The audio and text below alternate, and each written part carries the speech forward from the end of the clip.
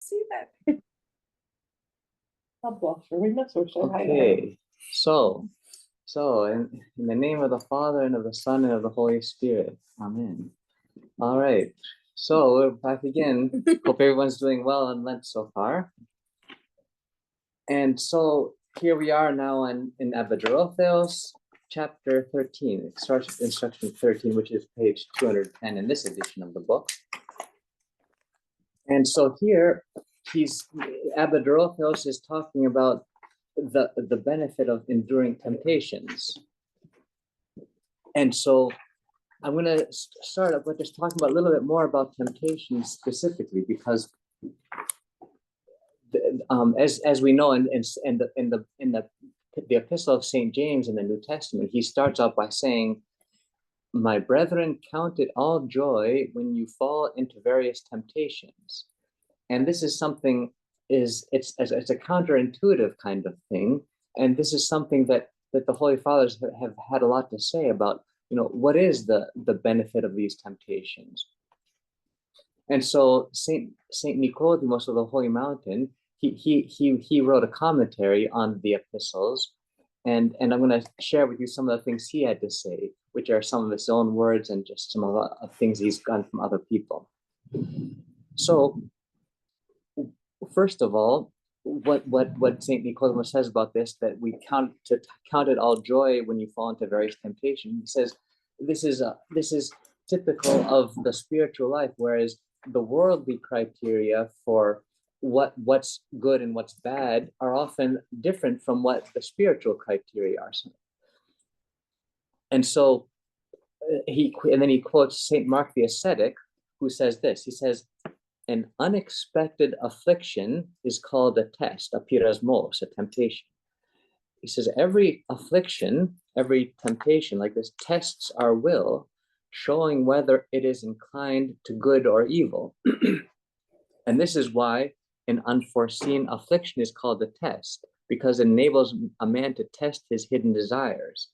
So in other words, we see St. Mark talking about these pyrasmi, these temptations, these tests, as something that help us to know ourselves better. And then St. Nicodemus goes on to quote the Old Testament. There's the wisdom of Sirach, which is part of the apocryphal books of the Old Testament, where there's a saying. It says, "My son, if you come to serve the Lord, prepare your soul for temptation." And this is basically what the Lord also said. And Christ said, "In the world you shall have tribulation, but take courage, I have overcome the world."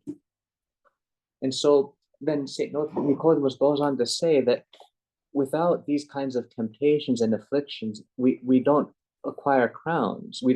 It's only when you struggle, that we acquire crowns, whether it's in the worldly sense or in a spiritual sense. And that's why there's one of the famous sayings from the Desert Fathers is, if you take away temptations, no one will become saved. That's because, and in fact, he even adds, he who flees from a beneficial temptation is fleeing from eternal life. So we really need temptations. But then St. Nicodemus raises the question, well, wait, wouldn't someone object and say, if temptations cause all these good things, why did Christ tell us to say in the Lord's Prayer, "Lead us not into temptation"? So then he says, okay, so he sort of sets it up for himself, and then he answers his own question. So then he goes on to quote Saint Maximus the Confessor, who says that there's basically two kinds of temptations. One is voluntary and the other is involuntary. The voluntary ones are the temptations that happen with our own consent and with the demon's cooperation. So these are temptations where, for example, let's say I'm a glutton and there's a hamburger there, even though it's a fast, but I see it and I go into it and say, oh yeah, I'm gonna just smell a little bit. Oh, let me just lick it and nibble it, and then it's your own passion that's leading you into this. And so these are the voluntary passions that the demons also encourage us towards. But then St. Maximus is the other kind of temptation, the involuntary temptations, and these happen without the soul's consent. And so he says this kind brings affliction to the bodily senses, but pleasure to the soul. So these are kinds of things, these are trials and tribulations that we go through. And so St. Nicodemus says the Lord was speaking about the voluntary temptations that we should ask to be delivered from. In other words, the temptations that attach to our desires, our passions. Because when we slip into a passion, well, then we lose grace and we can be punished. Okay, so therefore, it's the involuntary, grievous temptations, the tribulations that give us joy and give us grace, because as St. Paul says, the more our body suffers pain and decays, the more our soul rejoices. And so these are the temptations that that test us and bring us to the perfection of virtue. That's a good question. Would Sure. Would it be like, for instance, like an involuntary temptation might be like an illness? Yeah, exactly. Sickness, Exactly. versus Yeah. like Yeah. involuntary, like maybe Yeah. tempting yourself with food or something. Yeah. Like, Yeah. Or passion. Yeah. Yeah. Okay. And now there's another, and then Blessed Theophilus, he was a bishop a holy bishop in the 11th century.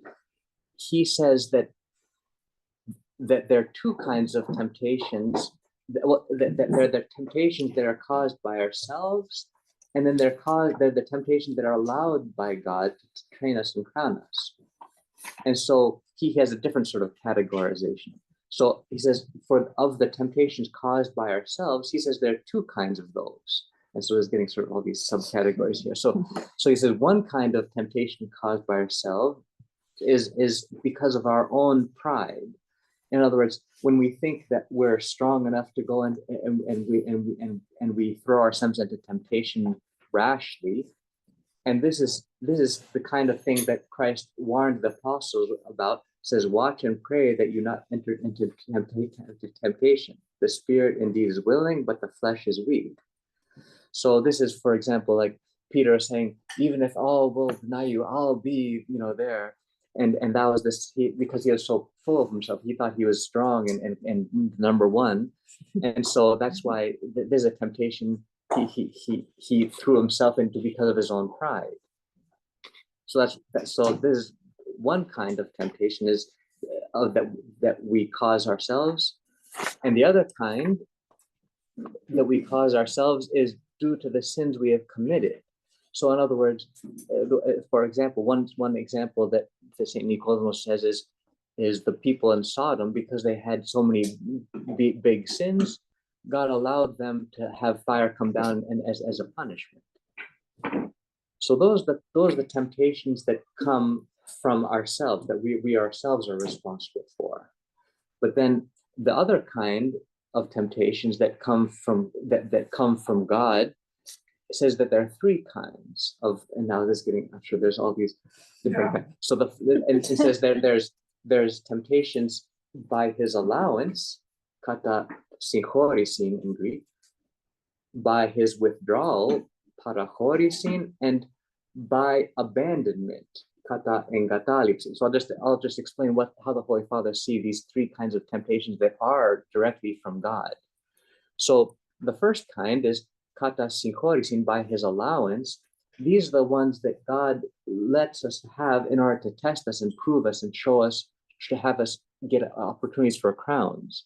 And so, for example, when Job was tested and had all these temptations come to him, these showed how virtuous he was, and so he got even more glory. And we see this in many lives of the saints. Like Saint Nectarius is a good example, where he had all these unjust persecution, all this come towards him, not because it was his sins that were causing it, but because God wanted to show to the world how patient and humble and forgiving he was of the people who were slandering Saint Nectarius. So that's the kata synchorisin, by allowance. Those are the first kinds of temptations that God allows, and that's really for our own good. The second kind is the kata parachorisin, is what they call by his withdrawal. And so these are the ones that God allows to in order to to obstruct future sins. And so an example of this is Peter, for example, where because he was so sure of himself, God allowed him to fall and did not fall into denial, and in this way to have for the rest of his life, deep humility. And in fact, they say about Saint Peter, the apostle, that every time for the rest of his life, whenever he heard a cock crow in the morning, he always wept every single time, just because he reminded, oh yeah, that's what happened before I denied Christ. And so, but imagine the deep humility Saint Peter had if he constantly had this thing in the back of his mind that, yeah, I've even denied Christ. And so with that kind of humility, he was able afterwards to go and become so tremendous and so great, and without becoming prideful, because that's the tricky thing. I mean, if we become great, it's extremely difficult to be great and humble at the same time. But this by having this kind of temptation that you've fallen into, it gives you a much more grounded sense of how weak you can be without God's grace. And then the third kind of temptation God allows is the kata engatalipsin, by God's abandonment. And these are temptations that completely destroy a person. And Blessed Theophylact says that they happen because of his sinful life and evil intentions, as in the case of Judas. So God gave him so many opportunities again and again and again, but he just refused to accept God's grace, and he refused to repent even after he fell, because the Holy Fathers say that Judas is very different from Peter. They both denied Christ, but Peter, after he went back to the apostle, he joined the apostle, he was with the church, whereas Judas just gave up and hanged himself. And so another interesting incident of how God abandons people is in the life of Saint Ambrose of Milan. So he was a bishop in Italy, in Orthodox Italy before the schism. And one day he was just going through the countryside with his deacon, and they passed by the house of the really wealthy looking house, this really fancy, luxurious mansion. And Saint Ambrose said, "Oh, let's go and see her. Let's go inside here, see who lives here." So they go into this mansion, and the man there welcomes them and says, "Oh, welcome, Your Holiness. Hello. Let me give you some snack." And he gave him, some hospitality there. And so Bishop Saint Ambrose said to this rich man, I see that you're very rich here, and you're doing very well materially. I mean, have you ever had any difficulties in your life? I mean, any afflictions or sorrows or any bad thing happen? So you seem to really, really well off here. And this man said, No, Your Grace, I've just had a really easy life my whole life. I've just had it good, and all is great, all is fine. And so as soon as Saint Ambrose heard this, his countenance changed. He just was like in like fear and shock. And he said to his deacon, "Quick, let's get out of here." Yeah. And his deacon's like, "Yeah, but what about those cookies?" So then they did get up and leave, and they hadn't even walked a mile away from this rich man's house that an earthquake happened and destroyed the whole rich man's house and killed everybody in the place. Oh my God. Yeah, and the deacon was like, "Whoa!" And he's like, "How'd you know the earthquake was coming?" And Saint Ambrose said, "Well, I didn't know there was an earthquake coming, but when I heard that this person had it all, I realized that God had abandoned him." And so because God had abandoned him, this is not a place to be. And so that's very much sort of goes contrary to sort of many Protestant people have this way of thinking that, oh, if you're a good person, God will bless you and be rich and famous and everything will be easy and great. Whereas it's really the opposite. I mean, because when we look at the saints of the Orthodox Church, they didn't have it easy. They actually had miserable lives on the external way and external ways, but inwardly they had paradise within them. So anyway, getting back to what Saint Nicodemus has to, do you want to say something, Laura? Yeah. So the abandonment, is that basically people just denying God? So it's this abandonment. This is what they're what Blessed Theophilus is talking about. This abandonment of God is it's when God has given you all the chances in the world. He's tried so many times to help you, and you just totally refuse it. And so, what the Holy Fathers say about people like this is that because because God is loving and He wants us to have at least some joy. What they say is that the Holy Father said that if God sees someone is totally just into sin and just totally rejecting God in every single way, sometimes God will just let this person have a wonderful life on earth, so that at least have some joy and delight here on earth, because in the next life there's no way they're going to be saved. So yeah, it's a very tragic thing to yes, your story was tricky because I feel like the life is good and Oh. I'm blessed, but I haven't abandoned God. Like I Yeah. confession, you still have to, but yeah, I guess I'm not thinking. Yeah. So do you hear that, by the way, what she said? Oh yeah, so Nectaria was just saying that, you know, she's worried because her life is actually pretty good, you know. Yeah, so I guess but there is a difference between having, you know, no difficulties at all and having a blessed life. And because, you know, many of the saints of the church, you know, they were not going through financial difficulties, you know, they outwardly they were fine. Like, I mean, like even like my elder friend, you know, he wasn't in poverty. Of course there was a time when he was almost starving in poverty, but I mean, you know, God allowed him to have, you know, a comfortable life later on in his life. And so that's not necessarily a bad thing. You know, God, what really God cares about is our inward, you know, our humility and love for Him. I think it's also, I mean, there's ebbs and flows of life, right? Yeah. You may not be going through something difficult now. Have you in the past? Have there been things, you know what I'm saying? I think most of us can look and say, if the waters are calm right now, there might have been a point where they weren't. Or you don't know what's in the future. I'm not trying to predict bad things, but like, you understand, like I think it's collectively like what, you know, thank God there's calm waters at some point, because certain times you have in life are so turbulent that, you know, so I don't think it's sometimes always just the immediate and now. I think it's what you may have experienced and, you know, what could potentially. And during those times of despair, maybe that's when you relied on God and helped you through that, calm the waters. Right. Yeah. And what it Right. was. Yeah. So in case you couldn't hear it, she was saying that, you know, that there are ups and downs in life. And you know, God allows us to have difficult times and easy times, you know, and because we wouldn't be able to survive if we're always difficult, or if we're always easy, we'd get spoiled and negligent too. So yeah, that ebb and flow is needed. Yeah. And now another sort of angle of viewing these temptations is, I'll just share this also with Saint Basil the Great. He says, temptations come in two forms. Sometimes affliction proves the heart, tests the heart like gold in a furnace, testing its purity by means of suffering. And so we see that many times in the lives of the saints. But for many, it is prosperity of life that constitutes the greatest trial. In other words, when things are going well.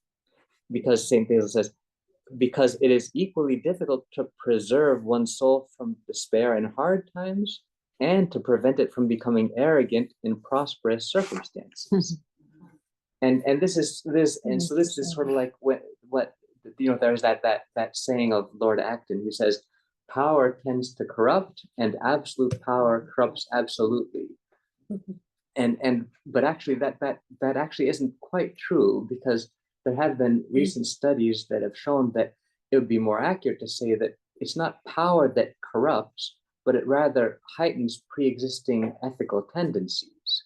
So in other words, if you have a lot of power and you're a saint, well, then it'll just make you all the more able to do holy and good things, and which is we see in many lives of the saints who are bishops or abbess of big monasteries or whatever.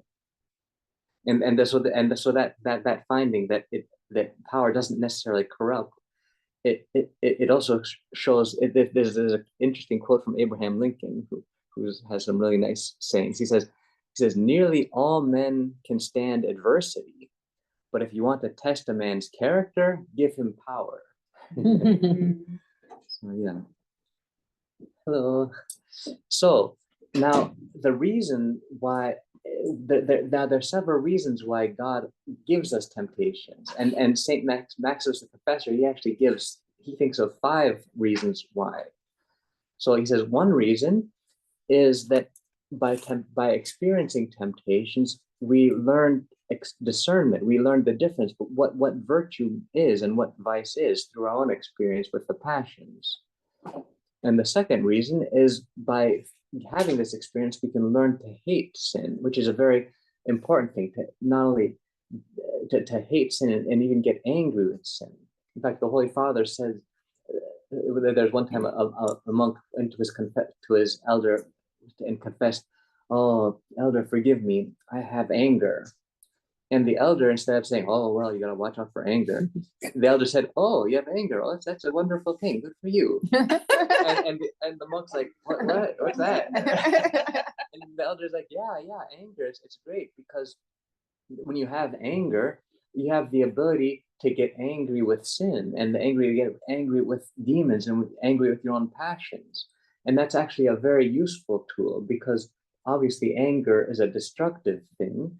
And if you can channel your anger towards saying, just, I'm sick and tired of, whatever it is, breaking the fast, or I'm sick and tired of bragging, or I'm sick and tired of giving into wasting time, and that you can get angry with yourself or with the passion. And that anger is actually an extremely powerful way to fight. And that's why it says in the Psalms, be angry and sin not. By being angry with temptations, we can avoid sins. So that's the second reason St. Maximus gives, to learn to hate sin. That's the benefit of temptation. The third is the reason why the third reason St. Maximus gives why God lets us have temptations is to help us avoid negligence and sort of coasting.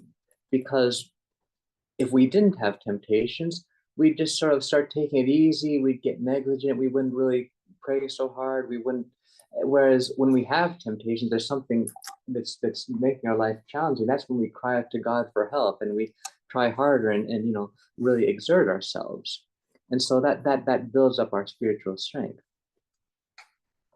Now, the fourth reason St. Maximus says for why God allows us to have temptations is so that we do not become prideful when we progress in virtue, because it's only natural as we're trying to live a spiritual life, things start getting easier. It becomes easier to keep the fast. It becomes easier to do my daily prayer. It becomes easier to read something spiritual.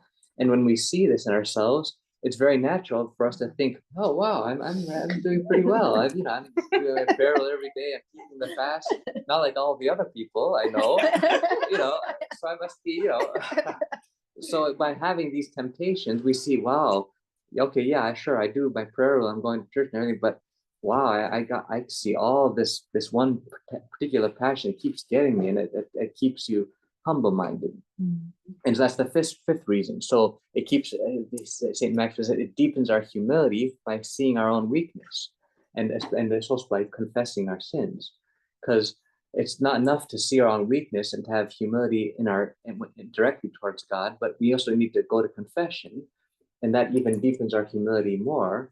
And not only that, but also gives us accountability, which is something we need as human beings. We need to have this sense of accountability to resist giving into the same thing again.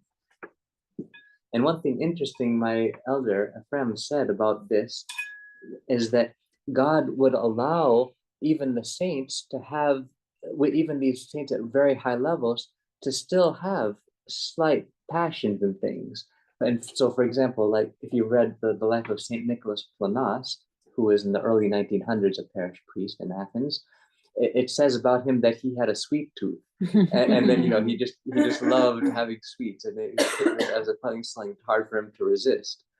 And if we look carefully at the lives of other saints, we see similar, these little kinds of minor things, like Saint Joseph the Hesychast, even though he had great dispassion, intense prayer, and intense love for God, but he had this tendency to be hot-tempered, and he would get angry, and so so Elder Ephraim would say that God allows this so that Saint Joseph would be able to see his outbursts of anger that weren't, of course, anywhere near what our outbursts were, and see that and humble himself, saying, "Wow, yeah, I'm still under the passion. I'm still not there. I still haven't made it."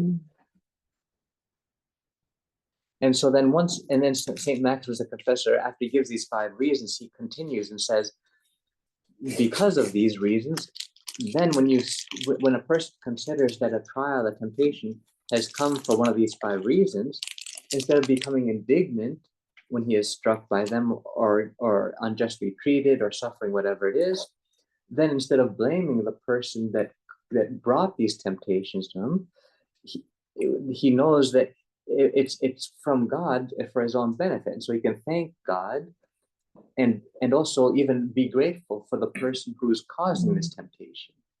In fact, this is something that Elder Ephraim was telling us, that the person, if for example, let's say you're just having a good peaceful day and everything's going fine, and then all of a sudden someone walks in and says something that just totally sets you off or whatever, whether it's an anger or whatever temptation is you have. Elder Ephraim would say, it's a mistake to think that, oh, I was just perfectly fine until this person came, and it's all this person's fault that ruined my day, and that I would have been just fine if it weren't for this. But Elder Ephraim says these people are actually we should view them as our benefactors, because they're showing us where we were weak. In other words, we were already sick inside. We had some hidden pride or some hidden passion. It just waited for the right trigger to come, and then it came out. And Elder Ephraim says that these kinds of hidden passions are actually the most dangerous of all, because just like some hidden illness you might have, like you have like some cancer of the liver and you don't even realize it, and it can get worse and worse and then kill you if you don't see it. Whereas if you have some illness that's like, let's say skin cancer, you see it right there and you take care of it right away. So it's these hidden illnesses, these hidden passions of our soul that are the most deadly.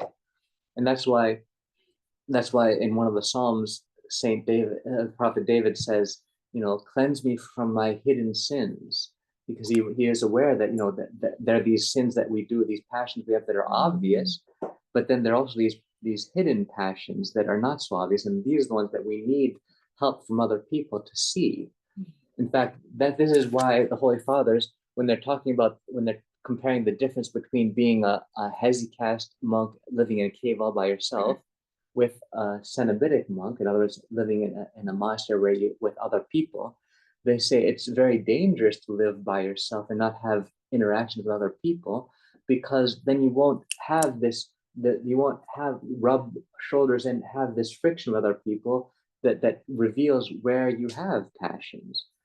And so, and by extension, this is, Elder Ephraim had something similar to say about, in a worldly sense, like he would say about children who are homeschooled. At first, he thought homeschooling was a wonderful thing for children to do, because it would save them from all the crazy influences in the world.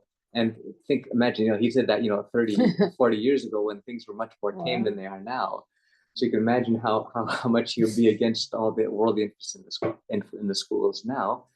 But then he actually revised his opinion about homeschooling after a while, because he started to see that these children who were homeschooled, they wouldn't be having this friction with other kids, and they wouldn't learn to deal with difficult social interactions. They wouldn't mature because of these social interactions. And so he was actually saying, well, I'm not so sure it's a good idea to homeschool kids, because they're not going to mature as well.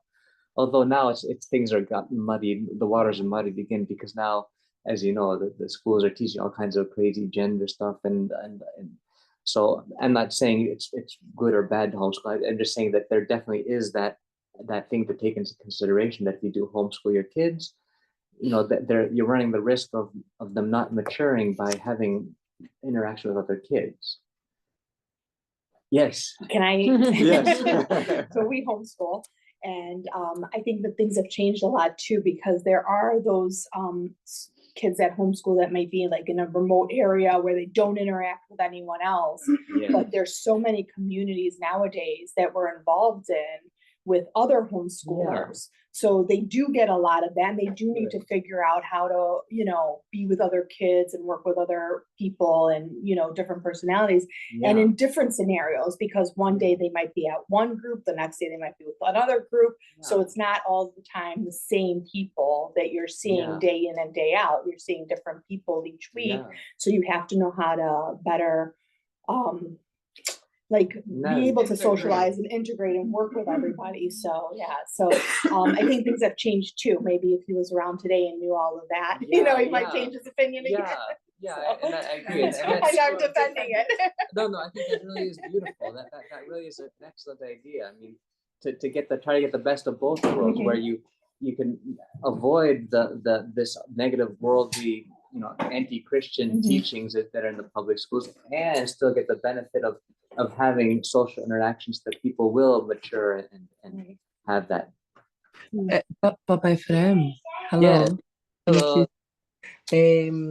I was wondering, now that you mentioned about homeschooling, as we are also homeschooling, that because we were in that dilemma as well of taking them to a school that, they mainly teach Christian topics and not being in a CPS environment because of that. But how good is it? Because we might find an Orthodox school, but it might be expensive, let's say, for our family. And then we find a Catholic or a Protestant school that is a little bit cheaper, right?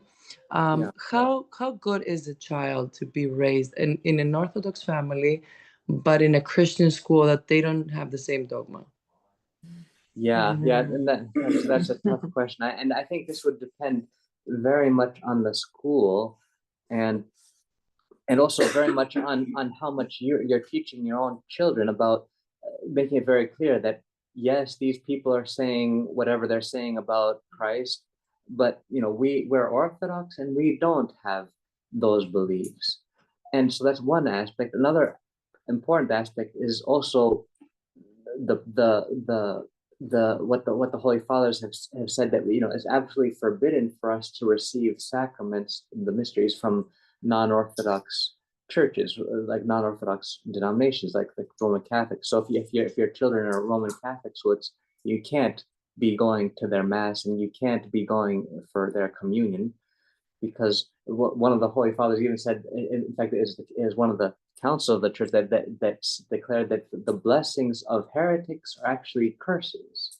So that is referring to the things that they're calling sacraments, that's actually not a blessing. It's actually harming us.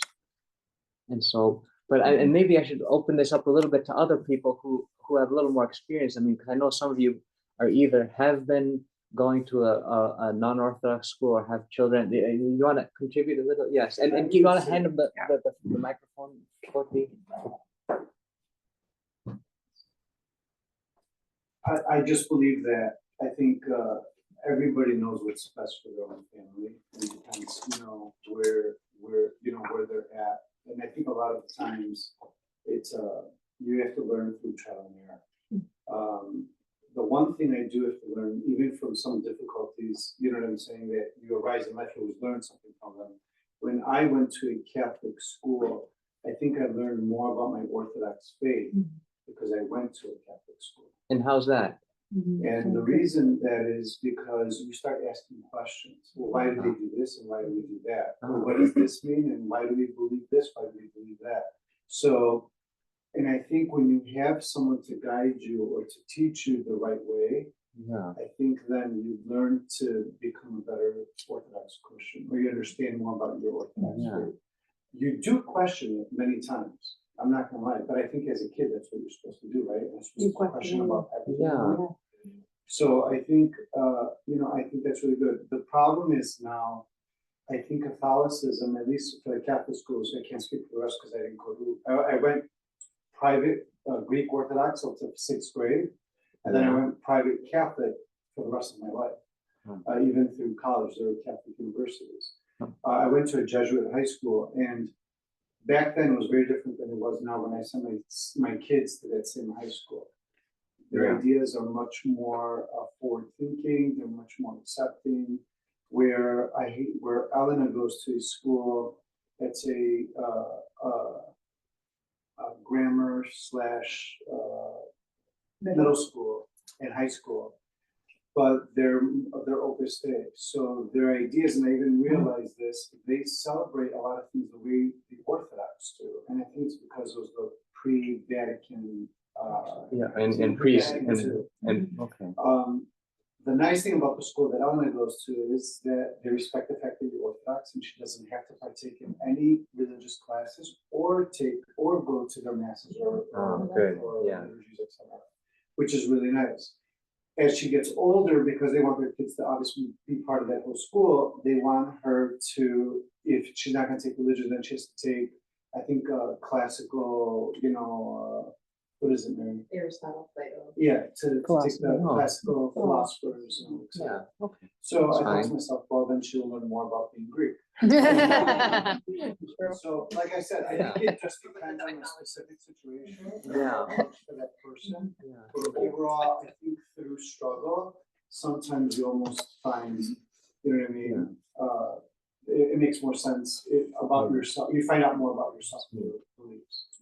Yeah. I have to agree with Foti. I went to Catholic school up until 5th grade, and I felt the same way, that like I knew who we were more so, like we did, like Foti said, we questioned religion, like how come they do this or how come they do that, and then it strengthened. I remember with fasting at Lent, I go, how come they can eat only on Fridays? They don't eat meat. I go, but they still eat cheese and they still eat, everything else, dairy. I go, how come we can't do that? So thank God, my mom was able to try and, explain why we do things the way we do, which, then leads us to where we are today. So I agree with you, Forty. I think that sometimes if you have it from home too, right? Because then there are kids who don't have it from home that aren't going to get strengthened in their own religion. Correct. So if you can keep it at home too, then yes, you do. You are able to have that. Yes. That does sound right. I mean, because it really is key that if the parents can be on top of things and also be in a position to answer questions. Yes, correct. Or at least if the kid can't go to their parents for the answers, maybe they can go to their priest or something. Because I've heard other people across Catholic schools and the parents are like, I need video. It's the same thing. Yeah. But And it's that's the not. danger. Right. But that's why I think it's friendly to each family. Yeah. I agree with your first point. So Mary, go ahead. And there was Elena has a lovely friend, she's from Kenya, and for Lent, she gave out hot showers. Whoa. So, Hot they give up Hot they give up what they really love. Yes, that's right. So they love chocolate, or they love Oh, soda, she or they gave love. out. So she gave living in Chicago because of her love for Christ. So I was like, She gave it up. She gave it up. Yeah. Hey, Just sorry, a that's cold weird. shower. She's taking cold shower. Yeah. So she was, sorry. But they Elena kind of realized also the randomness of that. Yeah, Father. Yes, Father. That question is a difficult circumstance. Yes. Yeah, myself, all my studies, I studied in the Catholic school. Yes. And you see the contributions here, everyone is talking about Catholicism, Catholic schools, Yeah, Catholic is really related with us. It's very close. But that's why when you say it depends. What if you find your child, in the Lutheran school and other Protestant schools? I think that family, the parents have a lot of work to do. Yeah. They have a lot of work to do. Yeah, because it's very difficult to uproot. I had discussions with Orthodox family, the kids, studying in Protestant schools and conversing with them. One of the daughters said she's a Virgin Mary when we are talking about Theotokos. I said, how can you say you're Virgin Mary? They said they taught us in school that every woman is a Virgin Mary. Yeah. Yeah. It's very, very difficult, very dangerous. Yeah. Yeah, because these denominations, schools, they plant what they conceive into there. Yes. The Catholics are no problem because we are very related. And these ones, it can be handled in homes. The Orthodox parents can handle them very well at home. But Protestant schools, for me, no matter how cheap it is, it's better to be sent to the government. and let them handle their kids at home properly. Yeah, and That's that's a good thank you, big Father take. Christopher, That's a for great sharing that. And that is obviously the dangers that, you know, there are, if so many things that are being taught, religious things that are being taught, whether it's a Roman Catholic school or Protestant school, and it inevitably some of these are going to pass through the filter. They'll just sort of be accepted, or it might not be some specific teaching, like a specific dogma that, like something obvious, like, oh, why are they not fasting on Fridays like we are? But it could be something sort of subtle in terms of more of like the mindset. Because one thing the Holy Fathers say about the Roman Catholics is that because they have a different dogma, they have a different dogma about the Trinity, they also have, as a result, a different mindset and a different approach to the spiritual life. And that's not something that's a specific, it's not an explicit teaching, but it's something that just sort of, it's their vibe, it's their sort of worldview and so the problem is that when you're immersed in that kind of environment, you absorb it without even realizing what you're absorbing. And so there are these kinds of dangers also and so obviously the perfect solution is just go to an Orthodox, you know, kindergarten, like Orthodox junior high school, Orthodox college, you know, but you know, that's not always really realistic. And so we have to do the best with what our options are. Yeah. Okay. And so now, just moving on with just one last thing I'll say about temptations in general is that, well, it's what the Holy Fathers say. They teach that God does not allow temptations beyond our strength, and so, as Saint Paul wrote, God is faithful, who will not suffer you to be tempted above what you are able, but will the temptation will also make a way out that you may be able to bear it. And there's also what Saint Isaac the Syrian said. Saint Isaac the Syrian said, and he explains what sort of detail how it actually works. He says, a trial, a temptation does not come unless the soul has first secretly received both a portion greater than the measure which she had formerly received and the spirit of grace. In other words, God will give some grace ahead of time before a temptation comes. A gift is before the trial. Nevertheless, it is most certain that for the testing of a man's freedom, his awareness of temptations precedes his awareness of a gift. In other words, you don't realize that God, you have the ability the grace to bear temptation, but the first thing you realize is this big temptation coming at you. So in reality, grace comes first, St. Isaac says, but in the awareness of the senses, it delays to manifest itself. And so this is that we also see in the, what's that? Excuse me, Father. What chapter or what paragraph are you? I'm actually not even in the book right now. I'm just quoting things. Okay. Sorry. And so this idea of having temptations not come before grace, not being aware of it, we see that like there's one of the stories from the life of Saint Anthony, which is really a wonderful thing. Maybe that should be our next book. But anyway, Saint Anthony the Great, once he went through some intense temptations where he was just the demons came and just beat him up, and he was just left half dead, and he was barely even alive after all the struggles.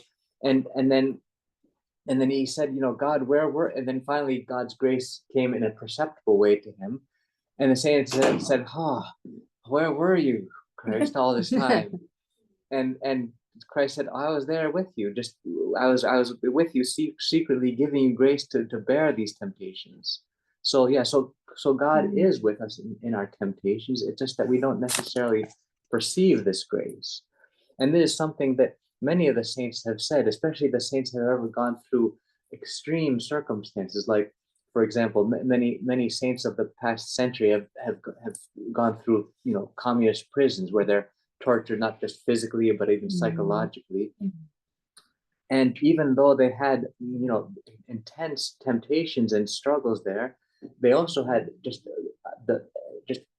prayer that was out of this world. And perhaps you've read some of their lives. So and Claudia's nodding because she knows all about all the Romanian saints who've done, or the Romanian holy people who have not officially saints, but they've gone through and reached, and even, but also many ascetics like Saint Joseph the Hesychast.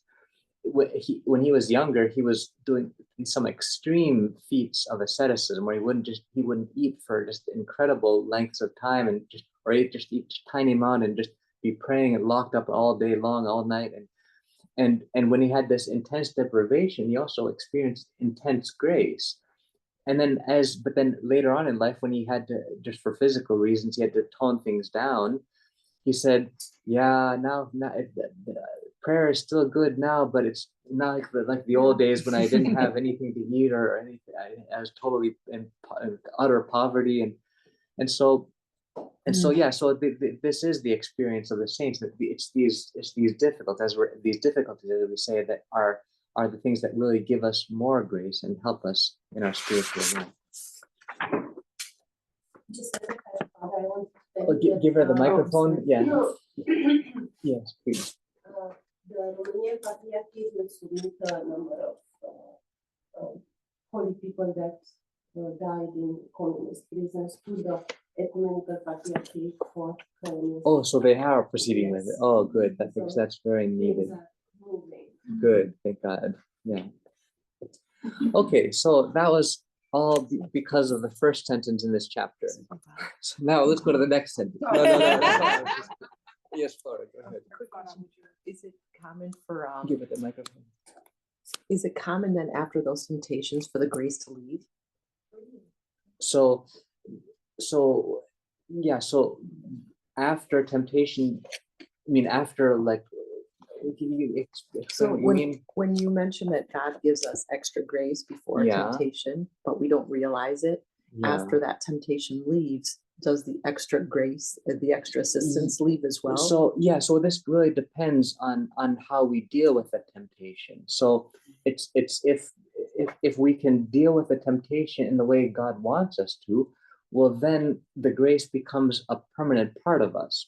Mhm. And I'm going to say something that I might have said already, but it's worth saying again, so I'll do it anyway, just in case, even though it might be boring for you. But there's that story of the angry. There's one of the desert fathers who had temptation for anger, and he asked God to be delivered from the anger. Did I tell you? And so he went back to his cell and just prayed, God, please deliver me from this anger. I keep blowing up at people.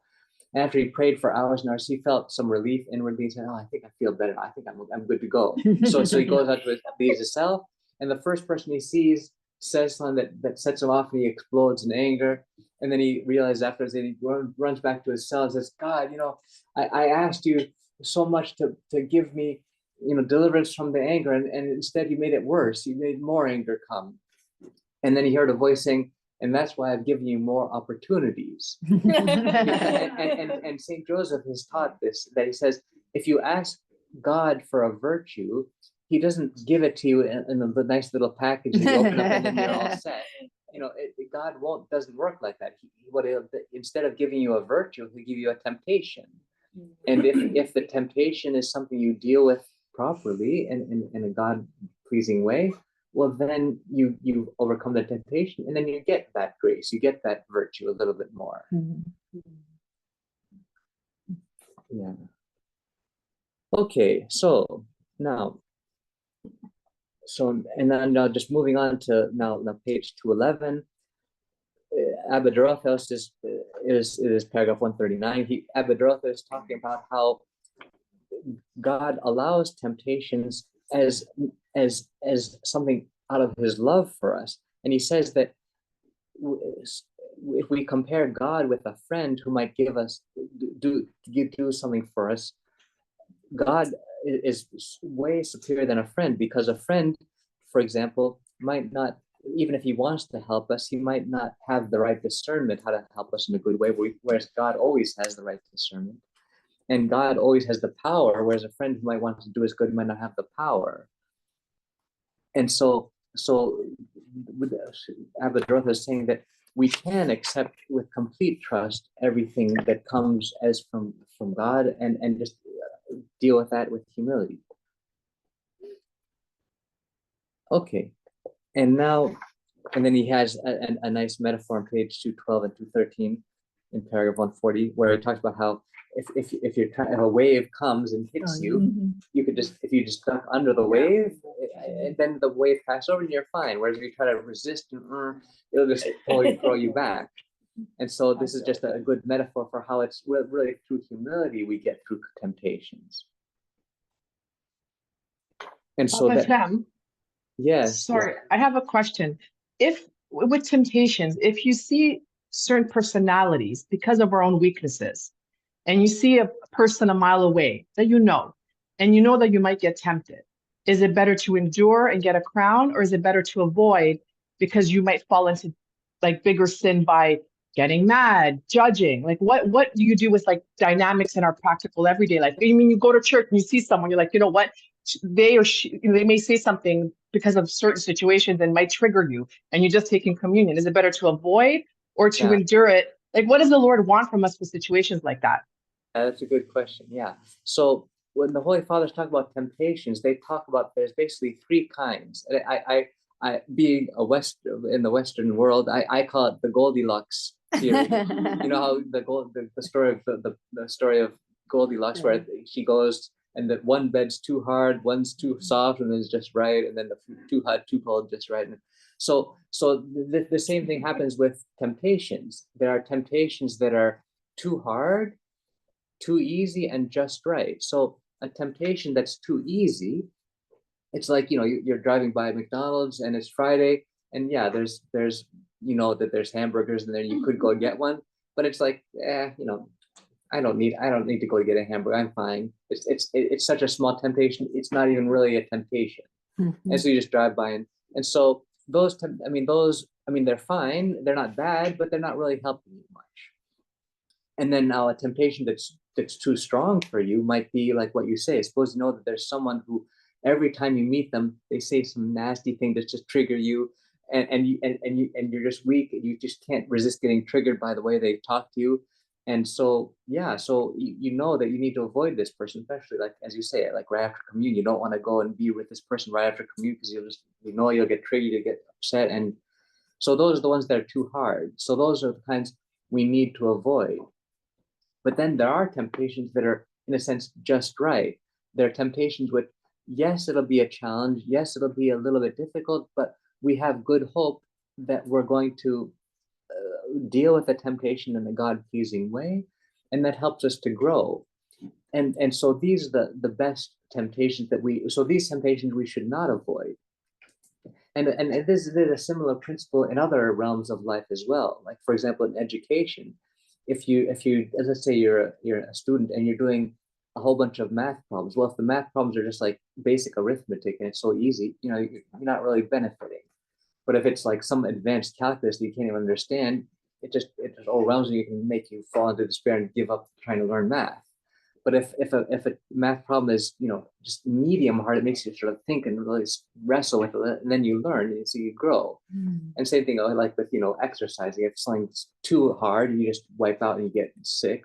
Or if it's too easy, you're not building up muscle. But if it's just right, you get stronger. So these kind of challenges are. Is that sorry, one more thing to that. Is that a lack of love, or is that love because we're also preventing them from doing what they may do because of their weaknesses? Like, is that like, are we showing to the Lord that we don't love that person in that moment, or is that protecting ourselves and also helping them spiritually because they might be tempted? Because we're all sinful. We all have our, you know, our demons, our weaknesses. So is that lack of love, or is that like what is pleasing to the Lord, basically, is what my question in those kind of situations. Yeah, so when it comes to these kinds of temptations, you know, we don't want to throw ourselves into temptations that are beyond our strength.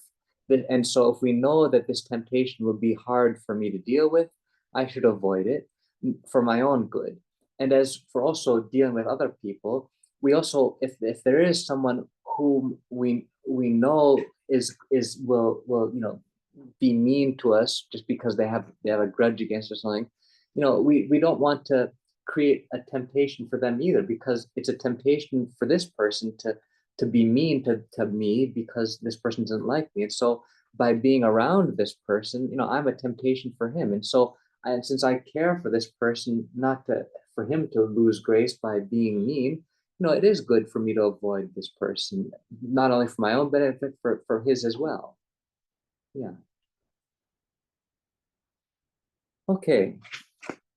So then moving on page 214, paragraph 142, this is really a beautiful allegory he goes into. He talks about, and this is something that's very typical of the Holy Father, especially of the original, of the sort of the early centuries in Christianity, because in the early centuries of Christianity, the saints were obviously reading the Old Testament very much, and is very much on their mind. So whenever they would read some story in the Old Testament, for example, about how Ephraim was prevailed against his adversary and trod judgment overfoot and taken captive by the Assyrians and all that, immediately, because they know this, they have this sort of loftier spiritual understanding of everything in the scriptures, they're immediately able to see, oh, well, this is just like the spiritual life. And he goes on by saying the Syrians are the passionate thoughts, and Egypt is the desires of the flesh. You need to not serve those, but serve the king, and all that. So this is something we see very much in like Abba Dorotheus or like St. Basil the Great or St. John Chrysostom. And so it's really fascinating to see how they can delve into the Old Testament and bring out all these deeper allegorical meanings.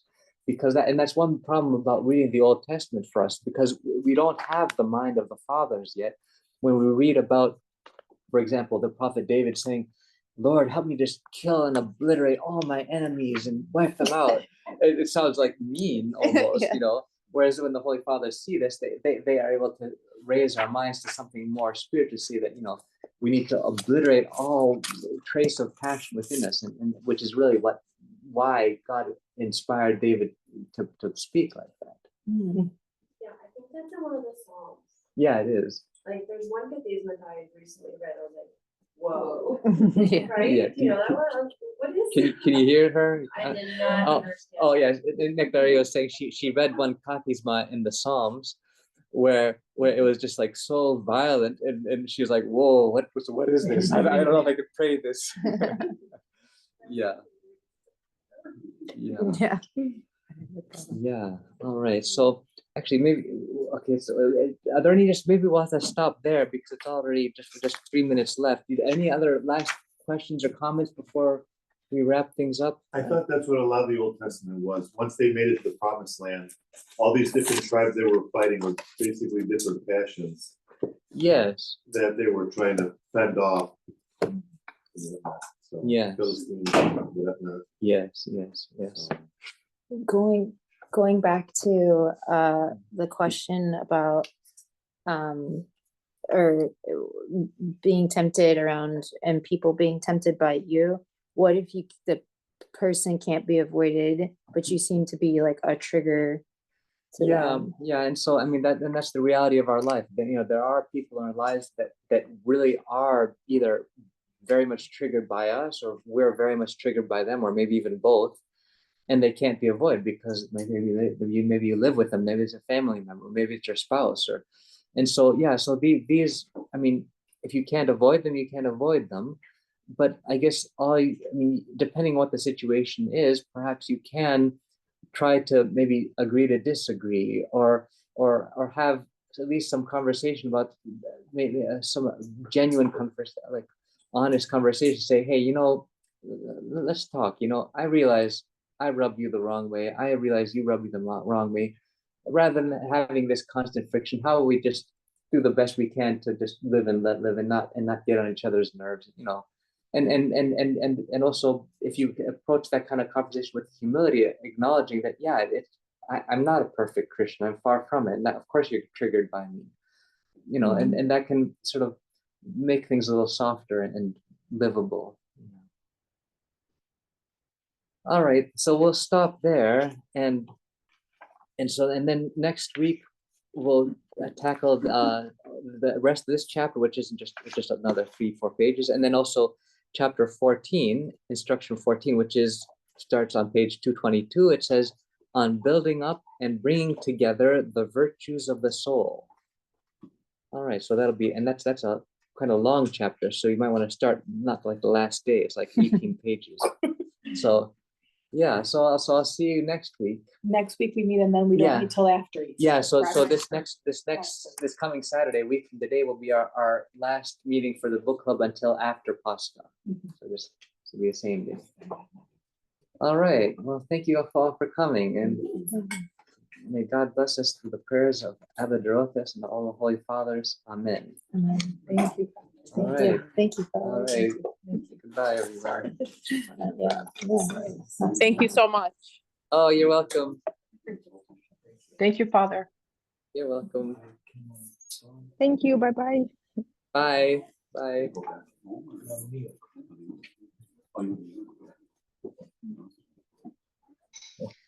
Thank you so much. Bye. Bye, Masha.